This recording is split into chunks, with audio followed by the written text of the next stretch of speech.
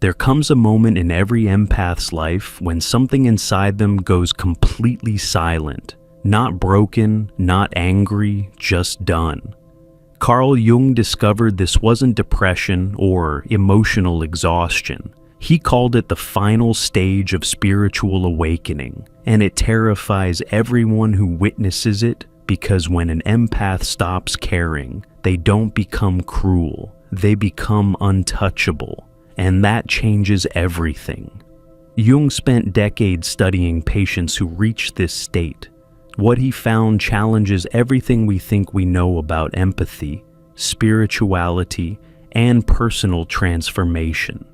The moment the empath stops caring isn't the end of their journey. It's the beginning of something far more powerful. Today I'm going to show you what Jung discovered about the final letting go, the 3 deaths that occur when empaths truly release, and why this phase is simultaneously the destruction of who they were and the birth of who they were always meant to be. Jung observed something in his practice that disturbed him for years before he understood what he was witnessing. His most empathic patients would arrive week after week, drowning in other people's emotions, desperate for relief. Then one day they would walk in completely different, not healed in the way he expected, changed in a way that made him deeply uncomfortable. They had stopped caring, but not in the way you think. What Jung discovered was that the moment an empath truly lets go isn't a breakdown. It's a metamorphosis so complete that the person who emerges bears little resemblance to who they were before. To understand the final letting go, you need to see what Jung saw when he looked at unhealed empaths. He didn't see sensitive people who needed to toughen up. He saw individuals whose psychological boundaries had been violated so systematically from such an early age that they never developed a normal sense of where they ended and others began. These weren't adults who learned empathy. They were children whose survival depended on reading every micro shift in their environment. The daughter who had to sense when her father was about to explode. The son who learned to absorb his mother's depression so she wouldn't harm herself. The sibling who became the emotional translator for a family that couldn't communicate without destroying each other. Jung understood these empaths weren't born this way. They were created, forged in environments where their own emotional reality had to be sacrificed to manage the emotional instability of the adults who should have been protecting them. So they learned to disappear themselves, to become whatever the room needed them to be. But here's what Jung found most tragic. By the time these empaths reached adulthood, they had completely forgotten this was a defense mechanism. They believed their lack of boundaries was virtue. They interpreted their compulsive caretaking as compassion. They mistook their inability to prioritize their own needs as spiritual evolution, and everyone around them reinforced this delusion. Because empaths make life easier for everyone else. They absorb the conflict so families don't have to address dysfunction. They manage the emotions so workplaces don't have to create healthy cultures.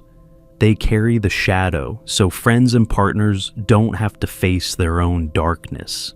Jung saw through all of this, and he knew that for an empath to truly heal, something would have to break so completely that they could never go back to the role they'd been performing since childhood.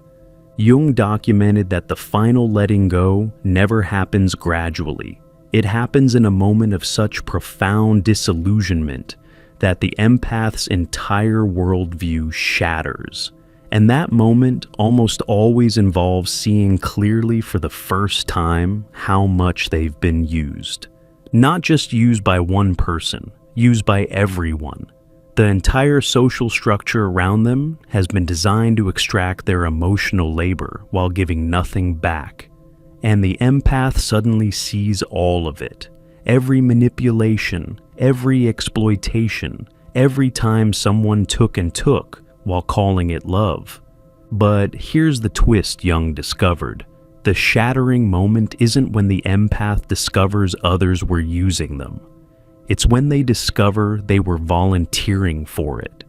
They were the ones who taught people how to exploit them. They were the ones who accepted breadcrumbs while calling it a feast. This realization is devastating because it destroys the victim narrative. You can't blame others for treating you the way you train them to treat you. The empath has to face something more painful than betrayal, their own complicity in their suffering. They have to acknowledge that their compulsive helping was often about their own ego needs, not the other person's well-being. That their endless availability was actually a way to feel indispensable because they didn't feel valuable otherwise. That their absorption of others' pain was sometimes about avoiding their own. Jung called this shadow integration, and it's excruciating, because the empath has built their entire identity on being the good one, the helper, the one who cares more than anyone else. To see the selfish motivations hidden beneath that altruistic facade requires a level of honesty most people never achieve. When the empath finally accepts their role in their own exploitation, something inside them doesn't soften, it hardens. Not with bitterness, but with resolve. They make a decision that feels like ice forming in their chest. Never again. Not said with drama or threat, said quietly to themselves in the deepest part of their psyche where vows actually stick. Never again will I betray myself for someone else's comfort. Never again will I light myself on fire to keep others warm. Never again will I accept love that costs me my peace. Jung identified what he called the 3 deaths that occur when an empath truly lets go. And understanding these deaths is crucial because everyone around you will interpret them as you becoming cold, damaged, or broken. But Jung knew these deaths were necessary for psychological rebirth. The first death is the death of who you thought you were. The empath has to kill the version of themselves that derived all meaning and value from being needed. If you're not the helper, the fixer, the one everyone turns to, who are you? Jung observed this identity death with clinical precision. The empath would come to sessions describing a feeling of complete emptiness. They'd stopped answering every call for help, stopped inserting themselves into other people's problems, stopped believing that their value was measured by how much they could endure for others. This created a terrifying void. Without the constant demands of others to distract them, the empath had to sit with themselves. And often they discovered they didn't know who they were. Their entire personality had been constructed around responsiveness to others' needs. Jung said this void must be tolerated. You cannot skip this part. You have to sit in the emptiness until something authentic emerges from within. Most empaths panicked at this stage. The silence felt like death, because in many ways, it was. The death of a false self that had been operating for decades. He watched empaths in this phase describe looking in the mirror and not recognizing themselves, not physically, but psychologically. The person staring back was a stranger because the helpful, accommodating, perpetually available version of themselves had died, and they hadn't yet discovered who existed underneath. Jung insisted this disorientation was necessary. The empath had been performing a role for so long, they'd forgotten it was a performance. Only by allowing that performance to completely die could their authentic self have space to emerge.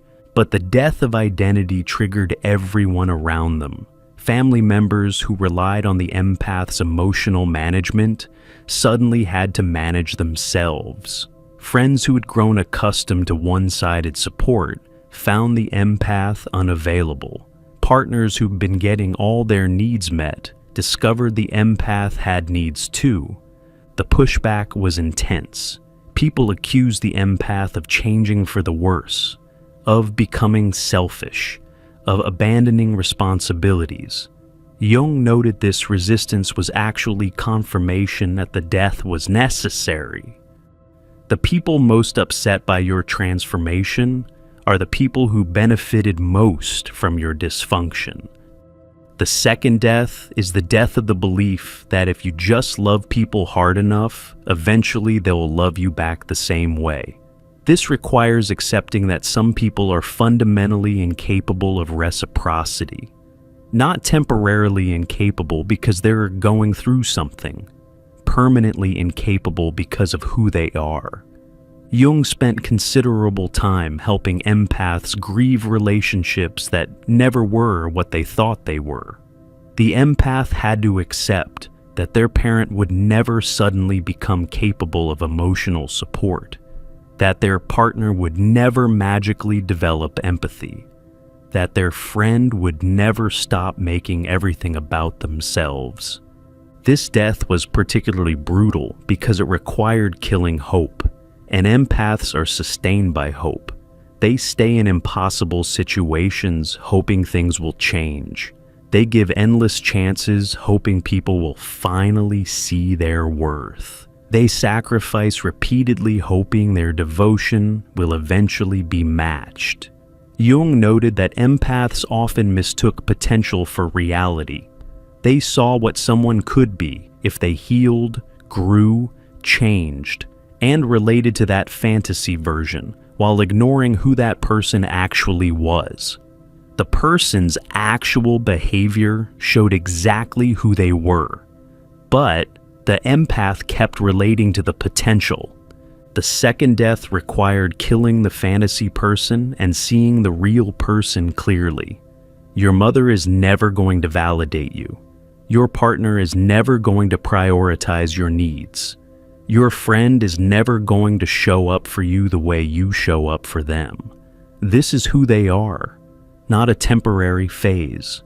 Jung observed empaths resisting this death with everything they had, because accepting that someone is fundamentally incapable of giving you what you need means you have to make a choice. Stay and accept you'll never get what you need, or leave. There's no third option where they suddenly change. The grief of this death was profound. The empath wasn't just losing the actual relationship, they were losing every future version of that relationship they had imagined, every fantasy reconciliation, every hoped-for breakthrough, every imagined moment when the person finally understood and chose them. All of those futures had to die, and in their place was just the stark reality of who this person actually was, and what this relationship actually consisted of. For many empaths, this clarity was more painful than the original dysfunction because it eliminated all escape routes into fantasy. Before we continue, check out our new guide, True Self-Discovery, with 24 practical reflection exercises inspired by the teachings of Carl Jung, designed to help you find your way within. Click below to get True Self-Discovery. The third death is the death of the story that made the suffering meaningful. The belief that all this pain was building towards something, teaching something, purifying something. The empath has to face that maybe it wasn't. Maybe it was just pain. Jung found that many empaths constructed elaborate spiritual narratives to make sense of their suffering. This was karmic debt they were paying off. This was their soul's mission to heal family trauma. This was the universe teaching them compassion through hardship. These stories made the pain bearable by giving it meaning. But the final letting go requires releasing these stories too, because as long as you believe your suffering serves a higher purpose, you'll keep volunteering for it. You'll stay in situations that destroy you, because leaving would mean the pain was pointless.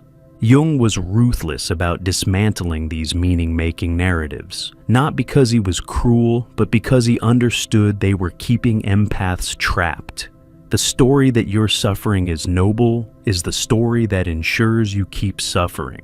He'd ask empaths directly, what if none of this meant anything? What if your childhood trauma wasn't preparing you for some grand purpose?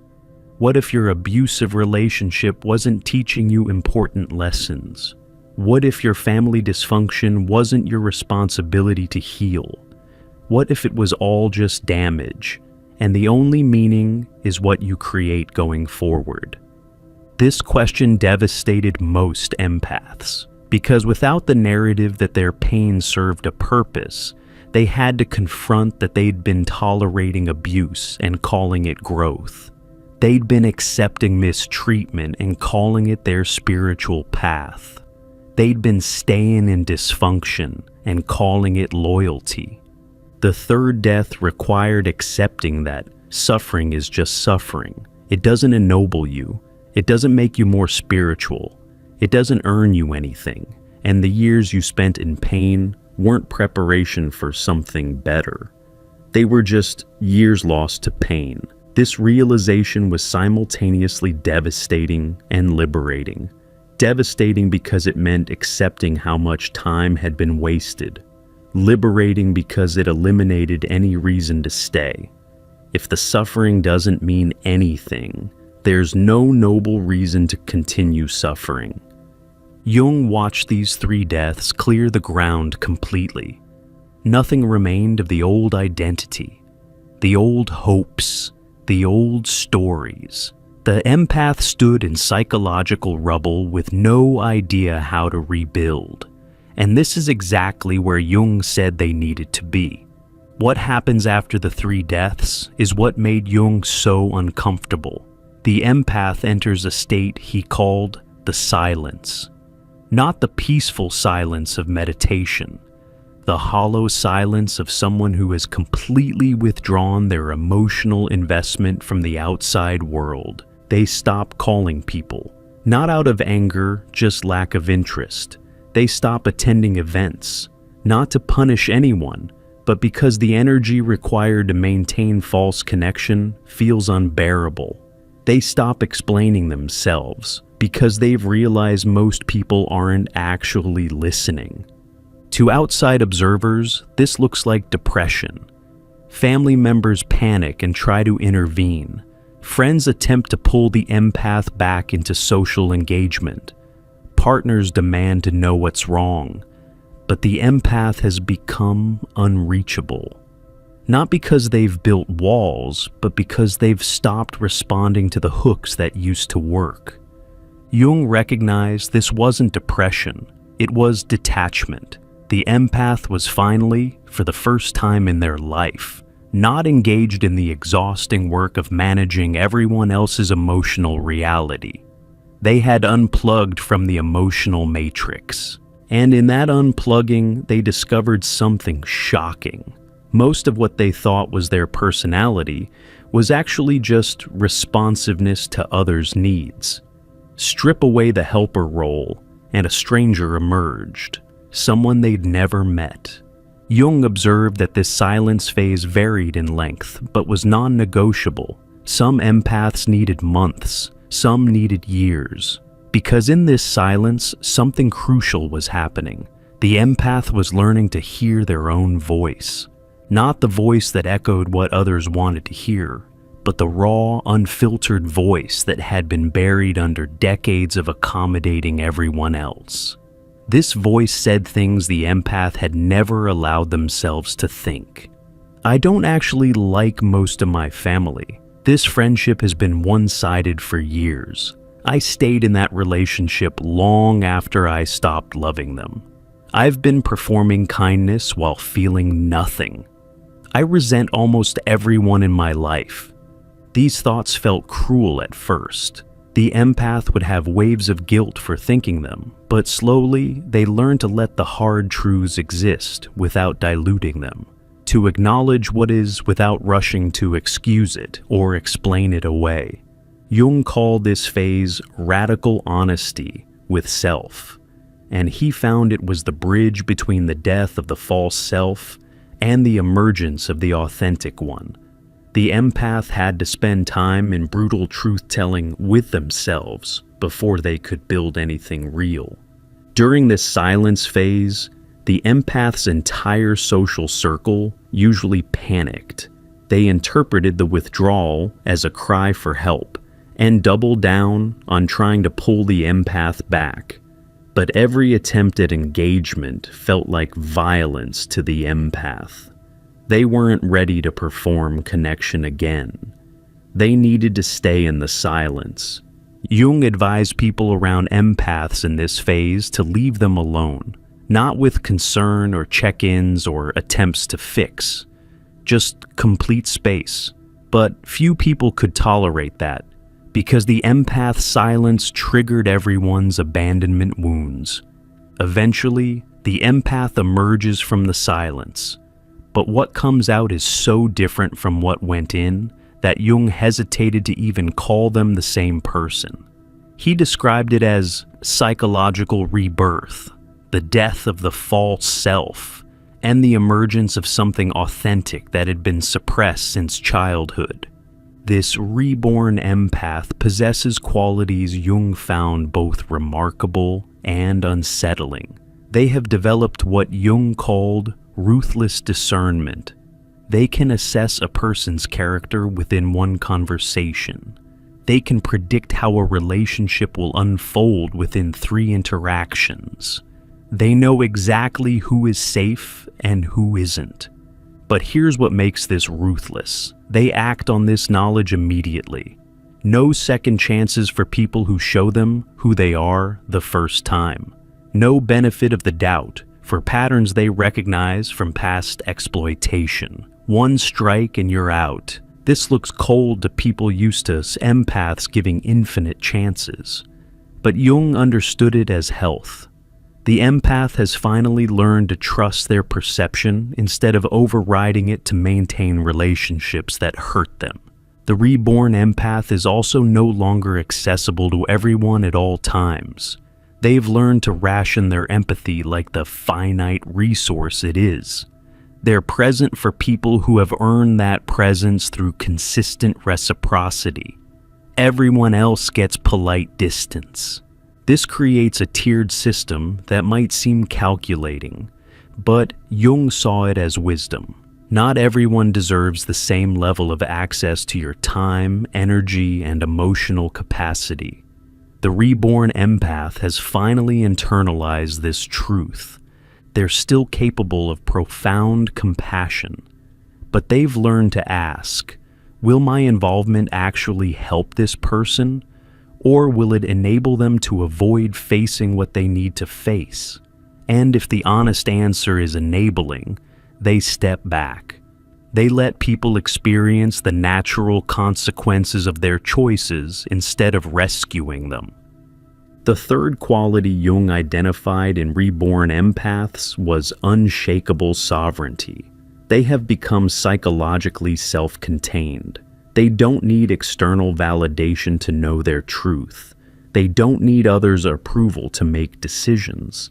They trust themselves completely. This sovereignty makes them difficult to manipulate because the usual leverage points don't work anymore. You can't guilt someone who no longer operates from guilt. You can't shame someone who has made peace with their own shadow.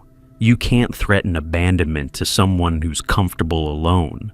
Jung observed that this sovereignty often gets misread as arrogance, but it's not arrogance. It's the natural consequence of a person who has finally stopped seeking themselves in others' eyes. They know who they are. They trust their perception. They believe their own experience. And that makes them untouchable.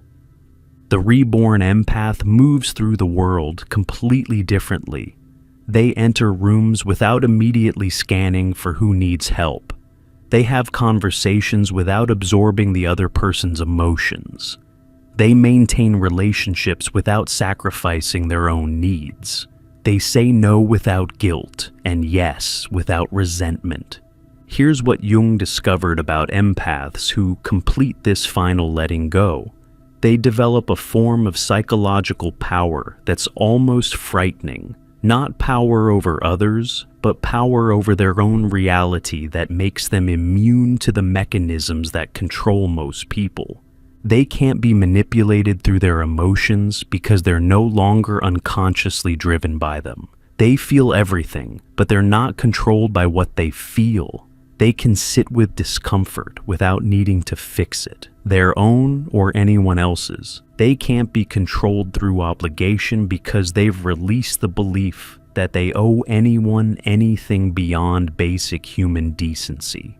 They've stopped confusing love with debt.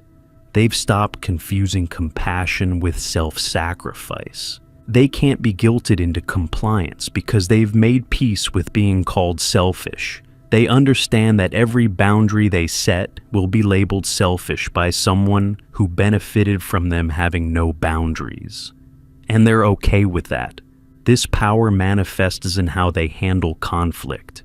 Where the old empath would have absorbed the tension and tried to make everything okay, the reborn empath lets conflict exist. They state their truth and let others respond however they respond. They don't manage reactions. They don't smooth things over. They just exist in their truth and let the chips fall. But Jung offered a crucial warning. The reborn empath is in danger of overcorrection. Having spent their entire life with no boundaries, they risk building walls so high that nothing genuine can penetrate. The challenge becomes learning the difference between healthy boundaries and total closure, between protecting your energy and hoarding it, between ruthless discernment and cynical dismissal of everyone, between sovereignty and isolation. The goal isn't to stop being empathic, it's to become consciously empathic, to use your sensitivity as a gift you control rather than a wound that controls you. This requires a delicate balance. Staying open enough that genuine connection is possible while maintaining boundaries strong enough that exploitation isn't. Remaining compassionate without reverting to compulsive caretaking. Being present without being consumed. Jung emphasized that this balance takes time to find. Most empaths swing hard into closure after the final letting go. They shut everyone out. They trust no one. They hoard their energy. This phase is understandable and sometimes necessary, but it's not the final destination. The final destination is an empath who can hold space for enormous depths of feeling without being drowned by them. Someone who can love profoundly without needing to save. Someone who can connect deeply while remaining psychologically sovereign. If you're an empath in this final phase of letting go, if you've reached the silence and you're terrified because you don't recognize yourself anymore, Jung would tell you, this is exactly right. You shouldn't recognize yourself. The you that you were was built to serve others at your own expense. That you needed to die so the real you could finally emerge. The real you was never meant to be everyone's emotional support system. The real you was never meant to sacrifice everything to keep peace in systems that should have collapsed decades ago. The real you was never meant to love everyone at the expense of loving yourself. What you're experiencing isn't a breakdown. It's a breakthrough into a way of being that most empaths never achieve because they can't survive the deaths required to get there. You had to let your helper identity die, your hope for reciprocity die, and your noble suffering narratives die. And that letting go is creating space for something you've never had, a self that belongs to you. The silence you're in right now is necessary. Don't let people rush you out of it. Don't let them convince you that your withdrawal is a problem that needs fixing. You're not hiding from life. You're finally, for the first time, finding yourself beneath all the layers of who everyone needed you to be. And what you'll discover there might surprise you. You might not be as nice as you thought you were. You might not want to help as many people as you thought you did. You might not actually like some of the people you've been maintaining relationships with out of obligation. These revelations aren't evidence that you've become a bad person. They're evidence that you're becoming an honest one. Someone who can acknowledge their true feelings instead of performing the feelings they're supposed to have. Your letting go is the most important thing you'll ever do. Not just for yourself, though that would be reason enough, but for everyone who will come after you. Every empath who watches you choose yourself, despite all the pressure to keep sacrificing, creates permission for them to do the same. You're not just healing yourself, you're breaking a generational cycle. You're refusing to pass on the belief that love requires self-abandonment. You're modeling what it looks like to have both empathy and boundaries, to have both compassion and sovereignty. The old you would have kept giving until there was nothing left. The new you understands that you can't pour from an empty cup, and staying full isn't selfish. It's survival. The old you needed to be needed. The new you needs to be whole. This final letting go is your rebirth. And rebirths are messy, painful, disorienting. But on the other side is a version of you that can finally breathe, that can finally rest, that can finally exist without constantly monitoring everyone else's emotional weather. Welcome to your sovereignty. Welcome to your authentic self. Welcome to the life you were always meant to live, not in service to everyone else's needs, but in alignment with your own truth. You've let go of who you thought you were supposed to be. Now you get to discover who you actually are. And Jung would tell you, that discovery is worth everything it cost you to get here.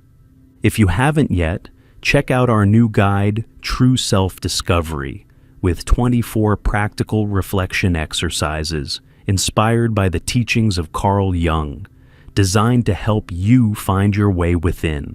Click below to get True Self-Discovery.